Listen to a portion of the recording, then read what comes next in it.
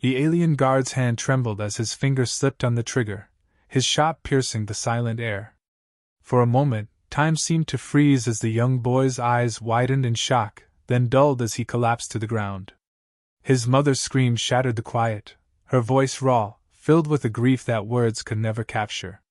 She fell to her knees beside her son, cradling him in disbelief as the soldiers around her stood paralyzed. Silence hung heavy over the outpost, each alien feeling the weight of the tragedy that had just unfolded. Amid the stillness, one whispered horror passed from soldier to soldier, until it was all they could hear. The boy was Cade Ricker's son. Far away, Ricker stood alone, his face weathered and hardened by years of battle, softened only by the love he held for his family. He put down his weapons for them, he turned his back on violence, built a quiet life far from the blood-soaked memories of his past. But in that moment, his communicator buzzed, and he felt a hollow emptiness settle in his chest as he listened to the broken words. "Your son, he's gone!" He clenched his fists, his body rigid, as 1,000 memories of his son flashed through his mind, moments that once brought him peace now twisted into a storm of anguish and fury. A fire long buried surged back to life within him. This was no accident. It was a crime, and the galaxy would answer for it. Cade Ricker wasn't just a father. He was a man of war, a general who had led battles that others feared even to recall. For years, his name had commanded fear across the stars. He'd become a legend, a ghost that haunted the minds of those who dared to cross him. And now they had taken his son, his light, his reason to lay down his weapons. He could almost hear the universe mocking him, daring him to return to his old ways. Ricker's jaw tightened as he gathered his belongings with silent resolve. There would be no words, no plea for justice. Justice would be forged through his hands. His armor, untouched for years, now glinted with a fierce purpose. He placed each piece with methodical precision, feeling the weight of his vengeance settle over him like a second skin.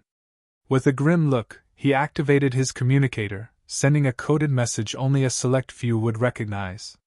"Meet at the Red Frontier." One by one, responses came through, each warrior understanding the gravity of the call. His most loyal comrades, men and women who owed him their lives, their freedom, knew that Cade Ricker was about to return, and he was bringing hell with him. By nightfall, they had gathered in the shadows, exchanging solemn nods, no words needed. They all knew why they were there.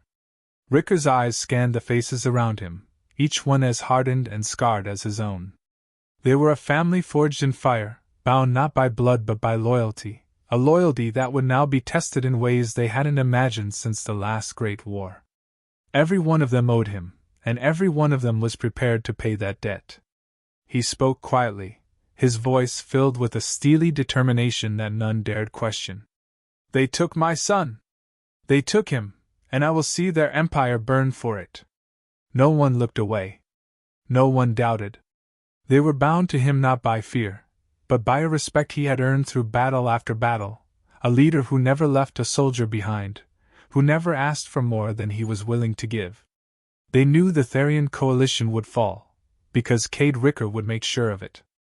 As they prepared to move, Ricker looked up at the night sky, his mind already mapping out the battle to come. He could see the faces of his enemies, sense their arrogance, their sense of superiority over humanity. But he would show them. He would show them the price of their carelessness, of their failure to understand that humanity was more than they ever imagined. Each step felt like a heartbeat, each heartbeat a countdown. Cade Ricker was no longer the father, the man of peace. He was again the savage general, and this time, there would be no mercy. The Red Frontier was a cold, barren place, an outpost on the edge of known space, untouched by the Therian coalition's gaze. And yet, here they gathered, shadowed figures moving through the dark, each one with a story that connected them back to Cade Ricker. In silence, they watched as he arrived, his presence drawing them together, no questions needed. They knew the cost of answering his call, and each had come prepared to pay it. Ricker stepped forward, his gaze intense, a flicker of raw emotion barely concealed beneath a hardened exterior. Without preamble, he began. "The Therian believe they can commit any act and go unpunished. They believe humanity will cower in fear. I am here to remind them of their miscalculation. Each operative in his presence had once been under his command, saved by his decisive leadership and relentless tenacity. Ricker's shadow had shielded them in their darkest hours, and they knew they were not standing here by accident. To follow him again, to take up arms by his side, was a debt they each felt deeply, a loyalty that ran to their very cores. Ricker gave a nod, and one of his closest allies, a silent but deadly tactician named Shaw, moved forward.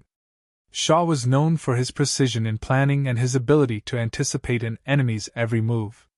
We strike fast and hard, Shaw spoke, pulling up the plans they had devised. The coalition's strength is in numbers, their reach. But they lack the one thing we have, purpose. There were murmurs of agreement. Purpose. A powerful word, one that bound them all together here. They were not merely soldiers. They were avengers, protectors of their own, defenders of their kind. Shaw outlined the strategic points, detailing how they would disable Therian communications, cripple their supply lines, and leave their forces scattered, vulnerable, and above all, afraid. Fear is our weapon, Ricker said, his voice low but carrying weight. They think they know us, understand us. But they have no idea of what humanity is capable of when our backs are against the wall. Each operative's eyes hardened at the words. They knew that while the Therian controlled the galaxy through sheer dominance, they had become complacent, their tactics predictable. Ricker, on the other hand, knew war from a place of necessity, where survival was at stake and every move had to count. He would bring a storm unlike any they had seen, and he would not stop until they understood the price of their arrogance. Another operative, a demolitions expert named Trainer, stepped forward. She grinned, pulling out a map. Their supply bases are spread thin, she explained, pointing to vulnerable locations. With the right timing, we can hit them all within hours, and it'll be days before they even realize what's happening. Ricker nodded approvingly. He saw in each of them a reflection of his own resolve, a flame kindled by loss, fury, and loyalty. They would strike in unison, each hit more devastating than the last, and leave the coalition scrambling to put together the pieces of a broken empire. And yet, Ricker understood that violence alone wasn't enough. This wasn't about simple retaliation. It was about showing the Therian that their every move, their every misstep, would carry consequences. It was about creating a new reality where humanity was no longer a second-class species in their eyes. They would come to respect humans, even if that respect was born from fear. They finalized their preparations, each operative receiving their role in the coordinated assault. Some would disable the communication relays, others would dismantle power grids, and Trainer's team would plant charges on key supply routes. Every part was intricately planned, executed with a precision only Ricker could inspire. As they readied themselves to deploy, Ricker looked at his team, his expression unwavering. "This isn't a mission," he said, his voice carrying a rare hint of vulnerability. "This is justice, for my son, for humanity." No one replied, but the understanding was mutual, deep, and unbreakable. Each operative knew what this meant to Ricker, and they each carried a part of his burden. To the Therian, they were ghosts of a forgotten war, shadows that had faded long ago. But now, they would become their worst nightmare, striking from the dark with unyielding purpose. One by one, they departed, slipping back into the darkness with their task set and their resolve unshakable. This was more than a campaign, it was a reckoning. The coalition's outpost was silent, a stark contrast to the chaos that would soon unfold. It began without warning, a sudden blackout that spread like a dark wave, cutting off lights, communication, and security feeds. Confused voices echoed as soldiers scrambled to make sense of the darkness, but they had no time to react. Within moments, the first explosion shattered the quiet, a blast so powerful that it left no doubt this was not an accident. This was an attack, and the human hand behind it was relentless. Ricker's operatives moved like shadows, slipping in and out of the darkness, dismantling one station after another with brutal efficiency. Each strike was calculated, each hit precise, cutting down the coalition's defenses faster than they could rally. In one swift move, Trainer's team brought down a central supply depot, an explosion that lit up the sky and left the coalition forces reeling. With their resources decimated, panic began to spread among the ranks, fear creeping into their minds as they realized they were under siege. The Therian command was in disarray, their leaders scrambling to understand how this could be happening. They were the most powerful force in the galaxy. The thought of humans, once viewed as inferior, bringing their empire to its knees was inconceivable. And yet, here it was, their supply lines destroyed, their communication channels severed, their soldiers left scattered and vulnerable. The Therian could not comprehend how a single human, Ricker, could be the architect of such devastation. But Ricker was more than a man seeking revenge. He was a strategist, a tactician who understood that fear could dismantle an enemy from within. As the coalition forces tried to regroup, they discovered messages left at each site, a simple, chilling warning. Remember Cade Ricker. Each warning struck them harder than any weapon could. The name Cade Ricker had faded into myth, a ghost from a war long past. But now, that ghost had returned, his presence felt in every explosion, every dead Therian soldier, every destroyed outpost. The coalition was not just losing ground, they were losing their confidence, their belief in their own strength, and Ricker made sure they felt every moment of it. Ricker's team moved relentlessly from one point to another, dismantling coalition resources with ruthless precision. The Therian forces tried to defend their territory, but they were disorganized, left vulnerable by the very empire they thought protected them. They had always relied on strength in numbers, but now, scattered and disconnected, they realized their weakness. For the first time, they understood the lengths to which humanity would go to protect its own, and it terrified them. In a desperate attempt to counter, the Therian commanders called for reinforcements, but each call was met with silence. The communication lines were down, their ships out of reach, and every attempt to organize was quickly intercepted and dismantled by Ricker's operatives. It was as if the very air had turned against them, an invisible force cutting down their strength bit by bit. Ricker, watching from a secure position, saw the panic in the Therian ranks, the way fear had taken hold of them. For years they had thought of humans as lesser beings, species to be tolerated, dismissed. But now, they could see what humanity was truly capable of, unyielding, relentless, and utterly merciless when pushed to the edge. He knew that they were starting to understand the message he was sending. This was more than retaliation, it was a warning. The coalition would never forget the cost of underestimating humans. Ricker's vengeance was not just for his son, it was for every human who had been dismissed, every family that had been threatened, every life that had been deemed expendable by the coalition's arrogance. As dawn broke, the coalition's forces lay in ruins. Those who survived were left haunted, shaken by the relentless assault. They had seen firsthand what a human could do when driven by loss, when every ounce of grief was channeled into a cause that was unstoppable. Ricker's message had been delivered with brutal clarity, and as his operatives regrouped, they knew that the coalition's might had been shattered, their pride reduced to dust. In the wake of the destruction, Ricker left nothing but a single phrase, a final message carved into the ashes of what had once been a proud Therian outpost. "This is only the beginning." The words spread quickly among the remaining coalition soldiers, a grim reminder of the force that had brought them down.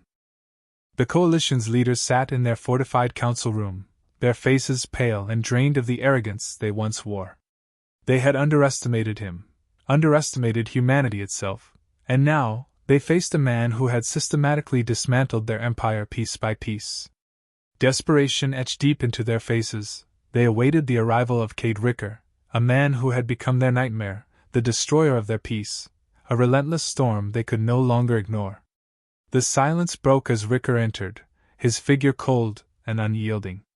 His eyes bore into each of them, and they could feel the weight of his rage, a fury sharpened by grief. He said nothing for a long moment, letting the dread settle in. Each coalition leader avoided his gaze, unwilling to confront the storm they had summoned by killing his child. One finally spoke, his voice shaking. "General Ricker, we didn't intend for this. We never meant." His words faltered under Ricker's unflinching stare, words failing in the face of such palpable vengeance. Ricker's voice, calm but edged with iron, filled the room. Intend? You didn't intend? Intent does not erase what you've done. My son lies dead because of your soldiers, your arrogance, your belief that humanity is nothing but a minor inconvenience. You killed a child, a human child, because you thought there would be no consequences. Another leader, braver than the rest, tried to regain control. You think you can threaten the coalition? We are the galaxy's ruling force, and this little rebellion of yours changes nothing. You may have won some battles, but you cannot win the war against us. A faint smirk crossed Ricker's face, one without humor. The war? You think this is war? He leaned forward, his eyes burning with intensity. This was only the beginning. I came to show you that humanity is not yours to trample, to remind you that we will fight, we will rise, and we will never be broken by the likes of you. The leaders exchanged nervous glances, the reality dawning on them that they were not dealing with a rogue soldier, but with a force driven by something far more powerful than any army: personal loss, raw fury, and a relentless will that had already reduced their empire to ashes. Do you know why I chose this path? Ricker's voice was low, but each word hit them with the weight of a hammer. I could have begged for justice, appealed for reason, but I knew you would dismiss it. You don't understand justice or mercy, only power. So I showed you the only power that you respect, fear. Another leader, sensing the looming end of their empire, managed to ask, What do you want, Ricker? If we offer peace, reparations, will you end this? He looked at them, his gaze cutting through their feigned attempts at diplomacy. Peace? He repeated, almost as if the word was foreign to him now. Peace died with my son. You offered none to him, and you will receive none in return. But I am not without reason. I want your confessions broadcast across every system under your rule. I want every Therian citizen to know what you did, the blood you spilled. They balked, the thought of revealing their actions to their people a terror in itself. The coalition was built on an image of strength, control, superiority. To admit failure, to show fear, would dismantle everything they had built. You think you have left us with a choice? One whispered, his voice betraying his resignation. He knew, as did the others, that Ricker's terms were their only chance to avoid total ruin. Ricker took a step back, his gaze as cold as ever. The choice is yours. Confess, or I will continue until your empire is nothing but dust. If you think you can resist, look outside your window, at the ashes of your once mighty stations. This is not a negotiation. This is an ultimatum. Silence fell, heavy and oppressive. They had no choice, and they knew it. One by one they nodded, defeated, acknowledging the terms of their own surrender. Ricker had broken them, and there was no rebuilding from the destruction he had wrought. In the following hours, every Therian system received a transmission, one that showed their leaders, hollow and shaken, admitting the truth of their actions, confessing to the arrogance that had cost them everything. It was a sight no one could have anticipated, the powerful Therian reduced to mere men, stripped of their pride and dignity. And as Ricker turned to leave, his purpose fulfilled, he left them with one final statement, his voice echoing through the chamber. Remember this day. Remember the cost of underestimating humanity. Because if you ever touch another human child, I will return, and this time, there will be no mercy. With that, he walked away, leaving them to the ruin of their empire, a shadow cast over their legacy. He had claimed his justice, not only for his son but for all of humanity, a reminder that they were no longer the galaxy's pawns. And as the news spread, every race across the stars took note, a silent understanding rippling through the galaxy. Humanity had changed, and Cade Ricker had made sure they would never be ignored again.